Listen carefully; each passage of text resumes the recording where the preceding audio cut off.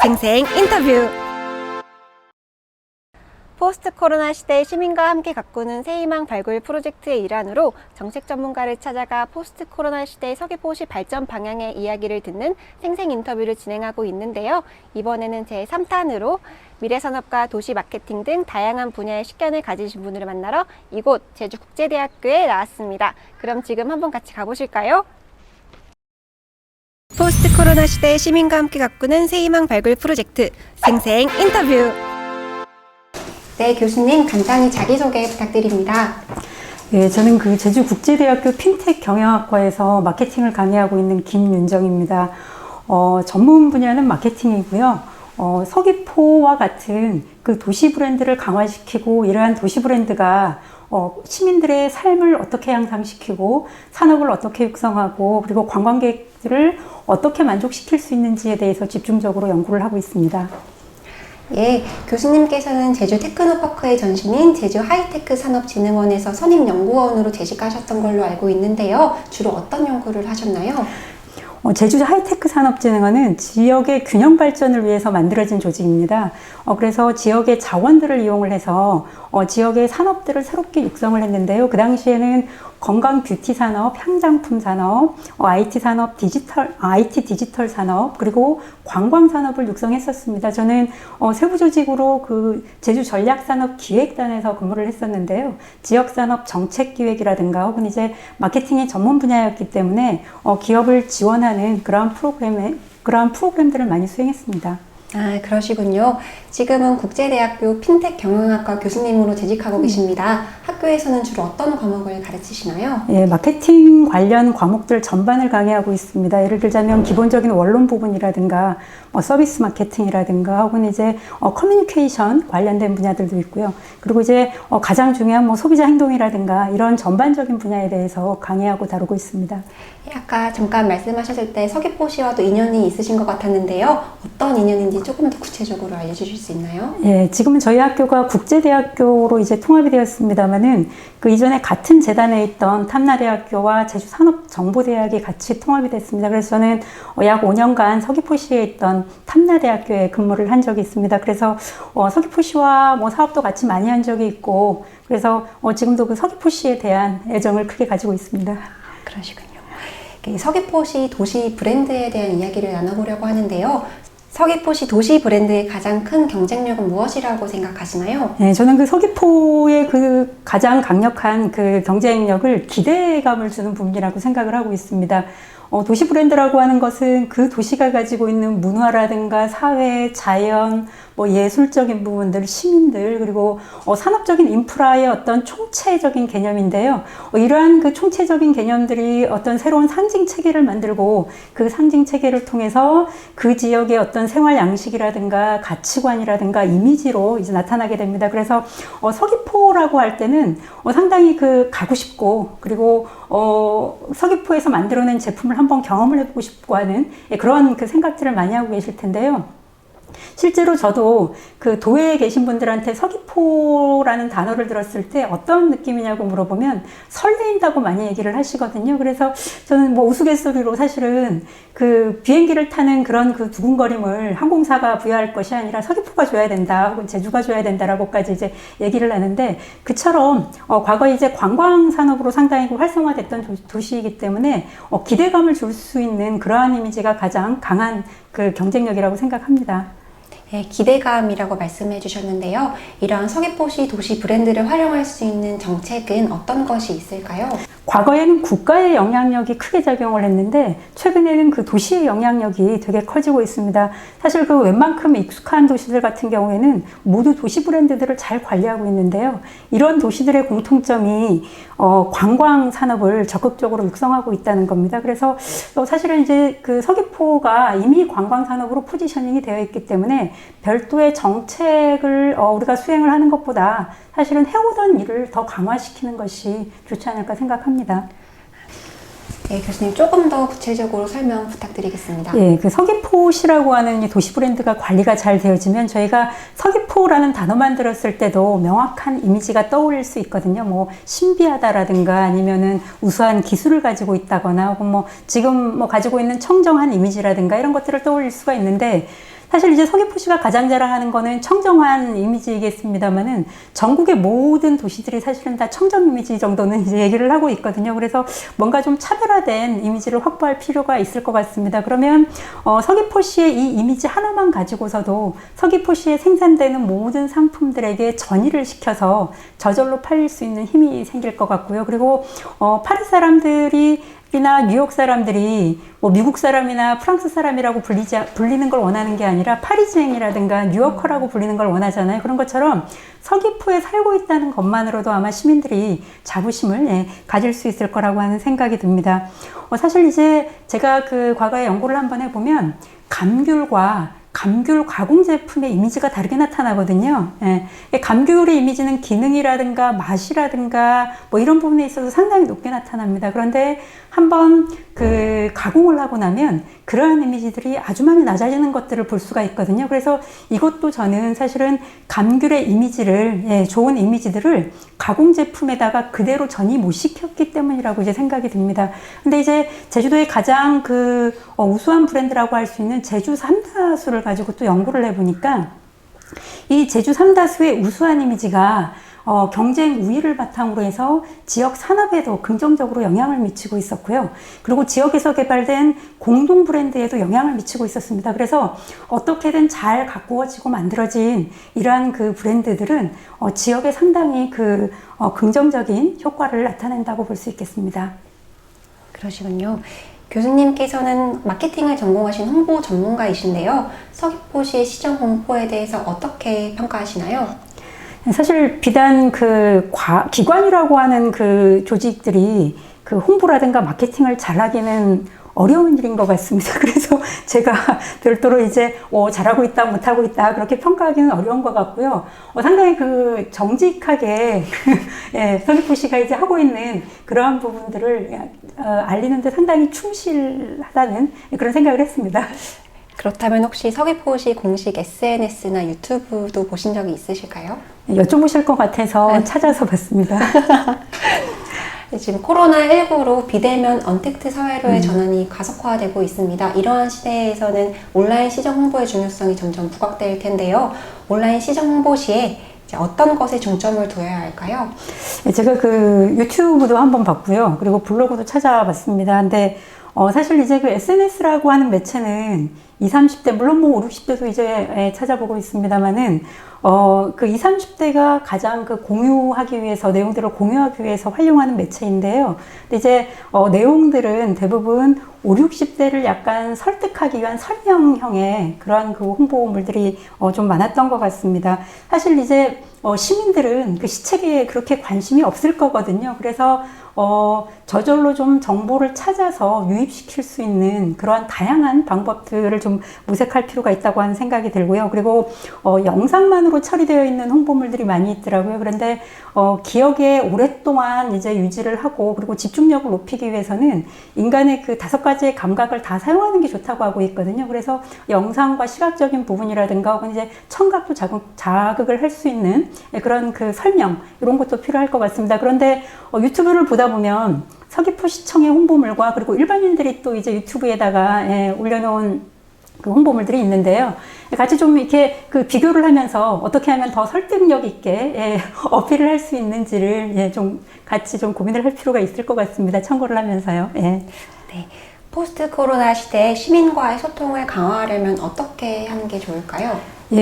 사용하는 매체의 특성을 좀 고려할 필요가 있을 것 같습니다. 조금 전에도 말씀드렸습니다만은, 과거에는 기본적으로 저희가 정보를 제공을 할 때 타겟을 정하고, 표적 집단을 정하고 매체를 선정을 했는데, 최근에는 매체의 특성이 타겟의 특성입니다. 이러다 보니까 우리가 이제 어떤 매체를 통해서 홍보할 것인가 하는 것이 가장 중요할 것 같고요. 그리고 또 하나는 가상현실이라든가 증강현실뿐만 아니라 확장현실이라든가 혹은 혼합현실까지 얘기가 되고 있고요. 그리고 또 최근에는 가상 세계를 완전히 온라인에다가 이제 옮겨놓은 메타버스와 같은 개념들이 이제 생겨나기 시작을 하고 있습니다. 그래서 아마 앞으로 서귀포시의 경쟁자가 가상 세계의 서귀포시일 수도 있겠다는 생각이 들어집니다. 그래서 사실은 그 상품을 새롭게 기술적인 상품을 만드는 것만 혁신이 아니라 새로운 그러한 그 환경에 먼저 뛰어들어서 리더십을 발휘하는 것도 혁신이라고 생각이 들거든요. 그래서 아직 이제 다른 시도에서 그렇게 적극적으로 그러한 그 가상현실이라든가 이런 새로운 기술들을 활용하는 사례가 많은 것 같지가 않아서 어쩌면 서귀포시가 먼저 좀 뛰어든다면 시민들의 관심도 유도하고 공유라든가 공감대도 높이고 이러한 과정들을 통해서 더 적극적으로 커뮤니케이션하고 소통할 수 있지 않을까 생각이 됩니다. 네, 교수님께서 메타버스, 가상현실 등 미래산업 관련해서 말씀을 해주셨는데요. 포스트 코로나 시대의 지역의 지속 가능한 발전을 위해서는 미래산업 발굴이 필요할 것 같은데요. 서귀포시 주력 산업은 교수님께서도 아시겠지만 관광산업과 농업 등 1차 산업입니다. 포스트 코로나 시대의 서귀포시가 추가적으로 발전시켜 나가야 할 분야는 어떤 것이라고 생각하시나요? 예, 그 소득이 3만 달러가 넘어가기 시작을 하면 라이프스타일 산업이 발전한다고 하거든요. 그 라이프스타일 산업이라고 하는 것은 뭐 차별화된 음식이라든가 식품, 그리고 반려동물 키우는 거, 인테리어, 그리고 독립서점이라든가 복합문화 공간들이 이제 생겨나는 것을 의미합니다. 근데 이러한 모든 부분들이 사실은 서귀포시가 가장 잘하고 있는 관광산업하고 뭐 당연히 이제 연계가 잘 될 것이고요. 그리고 1차 산업의 어떤 그 생산물들도 마찬가지로 차별화된 식품이라든가 뭐 반려동물들의 간식이라든가 그리고 복합문화공간에 뭐 입점을 하는 그런 상품들로도 상당히 크게 좀 연결이 잘 될 것 같습니다. 그렇군요. 네, 서귀포시에서도 초고령 사회 진입에 말맞추어 JDC 제주 테크노파크 타 지자체와 협력하여 권역별 국립 노화연구기관을 유치 중에 있고 헬스케어 타운 활용 방안도 모색 중에 있습니다. 서귀포시 항노화 산업 발전 방향에 대해 조언 부탁드립니다. 서귀포시는 이제 곧 초고령 사회로 진입하는 걸로 알고 있는데요. 그래서 시급성이 높고 필요성도 상당히 높은 산업이라고 생각이 됩니다. 다행히 이제 제주 테크노파크와 JDC 같은 경우가 계속 그 지역 산업을 육성을 해왔고, 그리고 이 분야에 이미 관심도 갖고 있기 때문에 아마 서귀포시와 같이 협업을 했을 때 좋은 성과를 낼 거라고 이제 기대를 합니다. 그리고 지금 현재 그 지역 산업으로 육성하고 있는 청정 헬스푸드와 관련을 해서 항노화 산업을 좀 연결을 시켜보자면 이 항노화의 기반이 되는 어떤 그 건강 기능성 식품들을 개발할 수도 있을 것 같고요. 그리고 제주의 향장품 산업에서 주름 개선이라든가 혹은 이제 노화 방지와 관련된 제품들을 개발할 수도 있을 것입니다. 그리고 조금 전에 청정 헬스푸드를 얘기를 했습니다만은 최근에는 어떤 외적인 미뿐만이 아니라 내적인 그 미를 얘기를 하는 그 이너뷰티 산업도 활성화가 되고 있기 때문에 청정 그 헬스푸드 산업에서 이 부분까지 같이 엮을 수 있을 거라고 생각이 됩니다. 그리고 항노화 같은 경우에는 당연히 그 1:1 맞춤형 서비스로 이제 그 진행이 된다고들 예측을 하고 있기 때문에 제주 지역의 디지털 IT 산업과 같이 연결을 해서 맞춤형 서비스로도 자리매김할 수 있을 것 같고요. 그리고 그 서귀포시에 그 헬스케어 타운을 같이 활용을 한다면 관광 산업하고도 엮어서 상당히 좀 큰 그리고 또 우수한 좋은 산업이 될 것이라고 생각합니다. 그렇군요. 추가로 서귀포시의 새로운 성장 동력이 될 신산업이나 융복합 산업 어떤 것이 있을까요? 네, 조금 전에 이제 말씀하셨던 그 항노화 산업도 물론 충분히 이제 가능성이 높을 것 같습니다. 거기다가 서귀포시가 그 장수와 관련된 노인성을 볼 수 있다거나 혹은 이제 진시황의 불로초와 같은 그러한 그 스토리들이 많기 때문에 이 산업과 어떤 기대감을 줄 수 있는 그러한 상품 혹은 이제 산업을 만들어내는 데는 상당히 큰 장점이 있다고 생각을 합니다. 그리고 제조 같은 경우에는 공장을 구축해야 되고 그리고 물류비 부담이 제주도가 상당히 가중이 되고 있기 때문에 그런 산업들보다는 지식 산업이라든가 혹은 최근에 이제 그 1인이 어떤 역량을 가지고 있으면 서비스를 제공하는 그러니까 프리랜서를 연결해주는 산업들이 상당히 활성화가 되고 있는데 저는 이제 그런 그 창업 산업을 좀 제안을 드리고 싶습니다. 교수님께서는 학교에서 학생들도 많이 만나시고 평소 청년들의 관심이 많다고 들었습니다. 요즘 청년들 어떤 고민을 할까요? 네, 그 최근에 그 학생 청년들이 역사상 가장 스펙이 좋은 집단이라고 얘기를 하고 있습니다. 그런데 일자리의 어떤 미스매칭이라든가 이런 이유들, 그리고 또 하나는 4차 혁명하고 같이 맞물리면서 그 근무의 형태도 많이 변하고 있고 일자리의 어떤 그 창출 방식도 많이 변하고 있거든요. 그래서 이 학생들이 사실은 어떤 일을 해야 될지조차 스스로 이제 의문을 갖는 경우가 상당히 많습니다. 그래서 저 역시도 그 학생들의 그 취업을 지도하기가 상당히 많이 어려졌습니다. 그런데 한 가지 약간 그 특이한 사항은 몇 년 전에는 학생들이 그 가업을 승계하는 거에 대해 가지고 상당히 좀 부정적인 관심들을 보였었거든요. 그래서 절대 집에서 하는 일은 물려받지 않겠다라는 얘기들을 많이 했는데, 최근에는 아예 그 방학 때 벌써 가서 집안일을 돕는다고 이제 그렇게 얘기를 하고 있습니다. 그래서 저는 이제 그런 부분들이 이 청년 학생들이 그 도전 정신이 없어진 것이 아니라 오히려 이제 그 사업체의 어떤 그 전문성을 확보해 나가면서 대를 이어서 경쟁력을 갖출 수 있는 그러한 그 시대가 되지 않았나 생각이 듭니다. 그렇군요. 지금 서귀포시 청년 인구 감소가 문제가 되고 있습니다. 그 원인은 무엇이라고 생각하십니까? 늘 거론이 되는 얘기인데요. 그 일자리의 미스매칭이라고 생각이 듭니다. 특히 서귀포시는 관광산업이 이제 주요 산업이다 보니까 1인 기업이라든가 혹은 5인 이하의 사업체가 이제 워낙에 많습니다. 그래서 학생들이 그 취업을 했을 때 스스로 성장할 수 있다라고 느껴야 되는데, 본인들은 성장을 하기에는 상당히 이제 미흡하다라고 생각을 하는 것 같습니다. 그래서 어떤 서비스업이라 하더라도 고부가 가치를 낼 수 있는 좀 고급스러운 이미지의 서비스 산업, 이런 부분들에 대한 어떤 육성이 필요하다고 생각합니다. 쉽지 않은 문제이지만 어떻게 하면 청년이 살고 싶은 도시가 될까요? 그 하버드대의 에드워드 글레이저라는 교수가 도시의 승리라는 책을 썼습니다. 이제 그 책에 보면 경쟁력 있는 도시의 공통점이 우수한 인재들이 이제 유입이 되었다는 건데요. 그래서 이런 그 우수한 인재들이 유입시켜서 서로 좀 협업을 하고 협력할 수 있는 그러한 기반을 마련할 수 있어야 된다라고 얘기를 하고 있습니다. 그래서 조금 전에 이제 저도 그 프리랜서를 좀 연결해주는 그러한 그 산업들도 이제 말씀을 드렸는데요. 좀 쉽게 창업하고, 그리고 좀 쉽게, 그러니까 실패가 있더라도 많이 격려해 줄 수 있는 그런 도시가 된다면, 이 청년들이 좀, 유입하는, 그 경로를 좀 쉽게, 인식하지 않을까 하는 생각이 듭니다.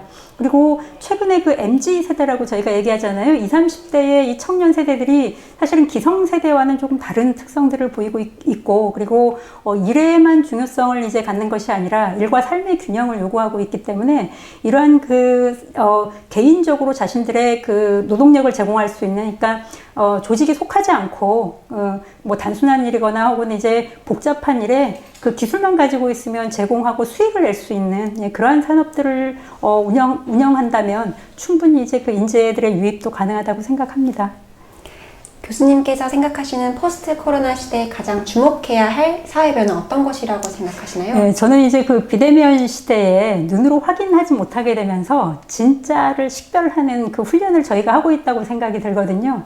그러면서 그 인간관계라든가 혹은 뭐 시장에서 상품을 구매하는 것까지 진정성 있는 것들을 이제 원하기 시작을 하고 있습니다. 그래서 이 진정성이라고 하는 거는 결국은 신뢰를 확보하려고 하는 거고, 또 그 신뢰는 공정성 있는 사회를 바라는 그러한 그 인식의 결과라고 생각이 들어집니다.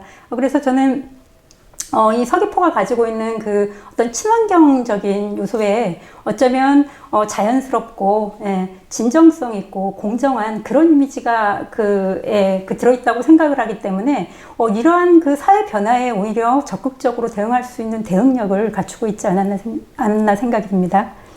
네, 이러한 변화에 발맞추어서 앞으로 서귀포시의 시정 운영 방향 어떻게 해야 할지 다시 한번 정리 부탁드립니다. 네, 그 누구에게나 적용 가능한 전략을 수행하는 그런 그 과정이라든가 혹은 이제 목적을 달성하는 것은 상당히 어려운 일이라고 생각이 듭니다. 그런데 이 서귀포시와 같이 이러한 그 기관들의 정책은 시민 누구한테나 설득이 되어야 되기 때문에 기존에 있는 일을 달리하기보다는 오히려 커뮤니케이션 하는 방식을 좀 달리한다면 훨씬 더 적극적으로 그 시민들이 서귀포시에 대한 관심을 갖지 않을까 하는 생각이 듭니다. 네. 지금까지 김윤정 제주국제대학교 핀텍 경영학과 교수님과 이야기를 나눠보았습니다. 감사합니다. 포스트 코로나 시대의 시민과 함께 가꾸는 새희망 발굴 프로젝트 생생 인터뷰.